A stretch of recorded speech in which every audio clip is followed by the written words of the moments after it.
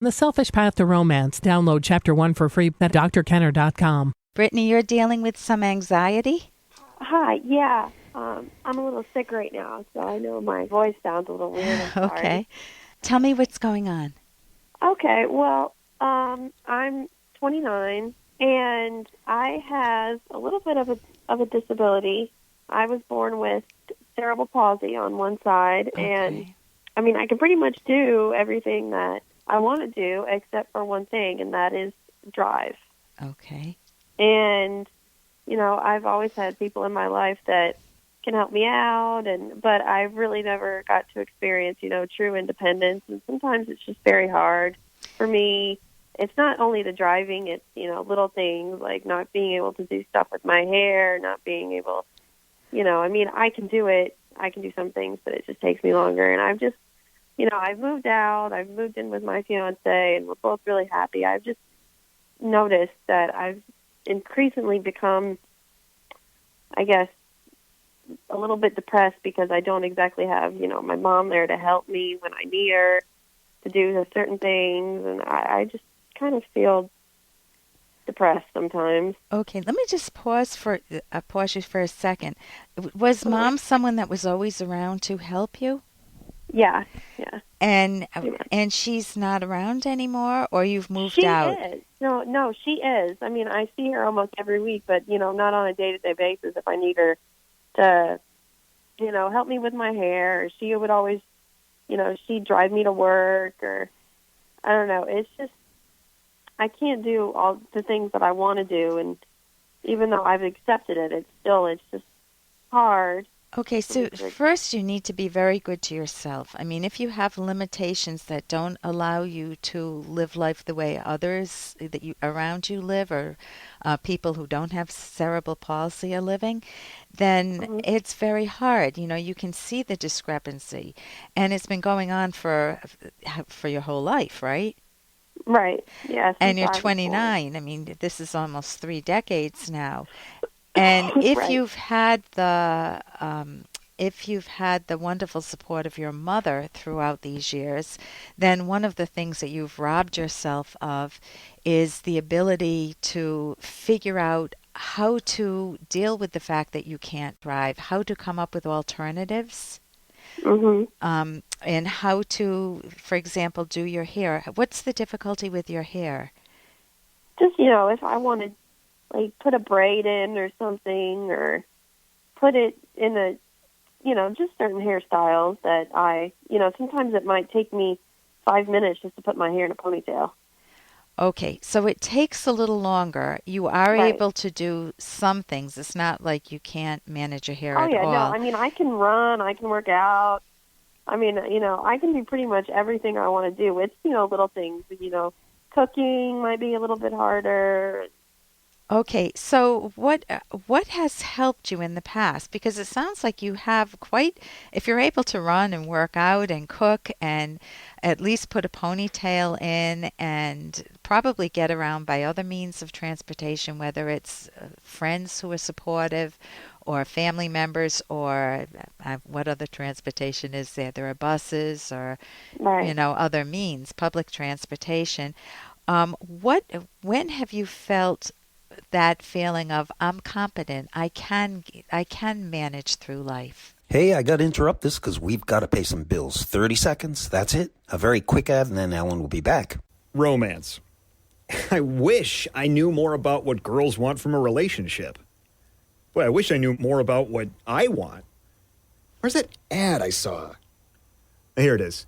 The Selfish Path to Romance, a serious romance guidebook.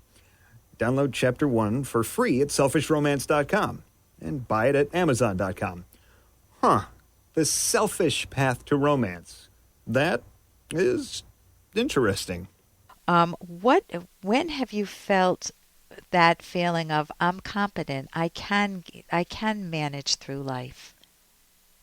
I mean, I don't think I've really been severely depressed. It's just always kind of bothered me. It's always kind of been back there. I've never really let it go.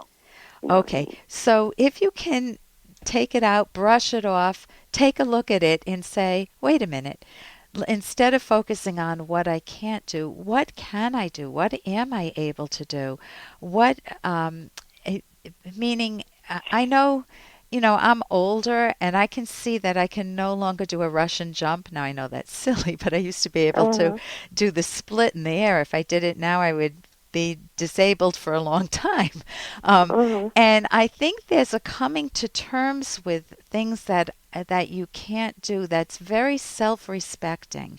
It's respecting your own limitations but not letting them hold you back in areas where you're able to excel, and shifting your focus away from what your limitations are and shifting it to celebrating the fact that you can work out. Do you know how many people are capable of working out, Brittany, and they don't do Yeah. it? They, Right. they just, do you know how many people are capable of braiding their hair and styling it and they don't do it? they, Right.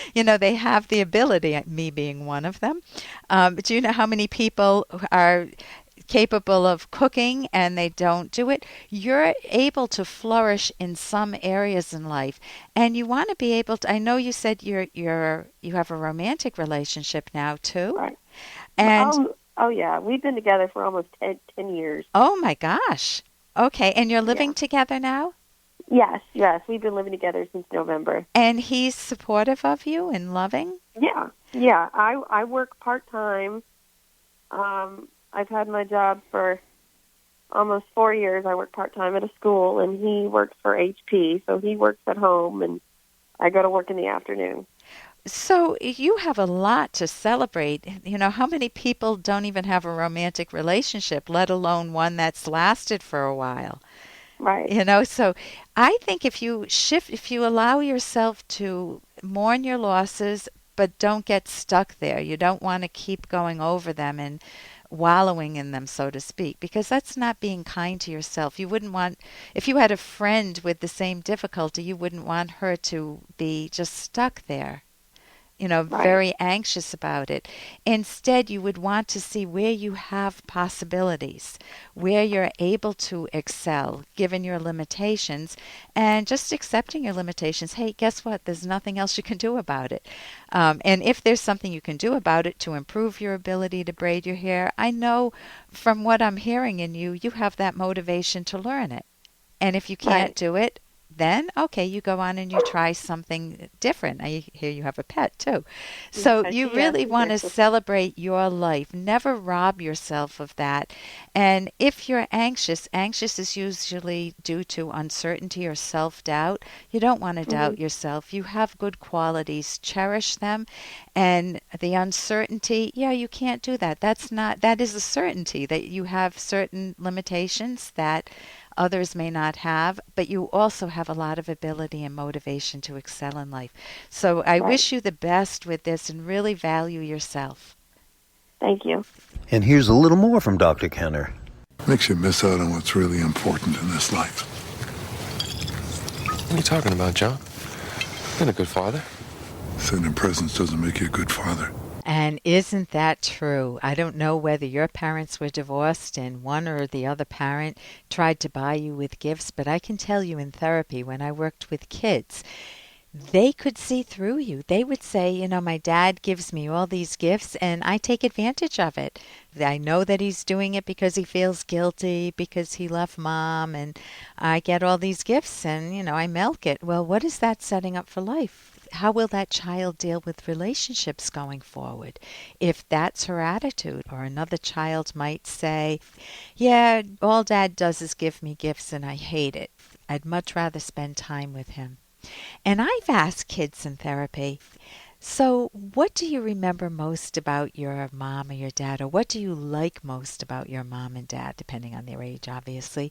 And they would say things that were unusual. Instead of all the gifts that mom or dad gave me, it was typically when dad brought me outdoors and he taught me how to work on the car or how to cut wood, or mom taught me how to, now this sounds like a stereotype things, but how to bake or how to sew. Those are the very memorable things when kids learn responsibility, when they learn how to Negotiate the world, how to feel competent, how to use their own mind to achieve something. And when you're their guide, it's a win-win relationship. As long as you don't bring in the duty, you have to do this, you should do this, you've got to do it this way.